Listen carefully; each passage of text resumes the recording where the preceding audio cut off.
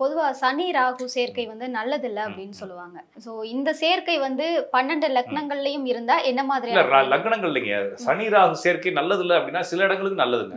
சில இடங்களுக்கு கெட்டது. இப்ப சனி ராகு சேர்ந்தா என்ன நடக்கும் அப்படின்னா நிறைய பேருக்கு பல்லு செட்டு கட்டியிருப்பாங்க இல்லைங்களா? பல்லு செட்டு கட்டியிருக்கவங்களோட ஜாதகத்துல போய் பார்த்தோம்னா சனி ராகு இருக்கும். சனி ராகு மன அழுத்தங்களை கொடுக்கும். சனி ராகு வெளிநாடு சம்பந்தமான ஏற்ற இறக்கங்களை கொடுக்கும். ரொம்ப ஒரு மாதிரி செகண்ட் கிளாஸ் பிசினஸ், 2ஆம் நம்பர் பிசினஸ் சொல்லுவாங்க. லாட்டரி டிக்கெட் விற்கிறது.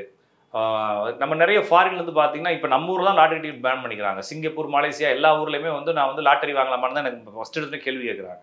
இப்போ அந்த நாடுகளில் லாட்டரி இருக்குது. அந்த மாதிரி லாட்டரியில் பணம் வருது. ஊக வணிகங்கள் பண்ணுறது. ஊக வணிகம்னா ஒரு மாதிரி ட்ரேடிங் மாதிரி ஒரு விஷயங்களை பண்ணுறது, ஸ்டாக் மார்க்கெட் பண்ணுறது, இந்த மாதிரி விஷயங்களுக்கு எல்லாம் பார்த்திங்கன்னா இந்த சனி ராகு காம்பினேஷன். சனி ராகு காம்பினேஷன் இருக்கவங்க இம்பாக்ட் ஆகி இடிச்சு விழுந்துருவாங்க. நிறைய பேர் இடிச்சு விழுகிறது, மேலேருந்து விழுந்துடுறது, சிலிப்பாகி விழுந்துறது, இடுப்பு உடஞ்சு போயிடுறது, அதெல்லாம் வந்து சனி ராகு. சனி ராகு தான் ஃபிக்ஸ் வரும்னு சொல்லுவாங்க.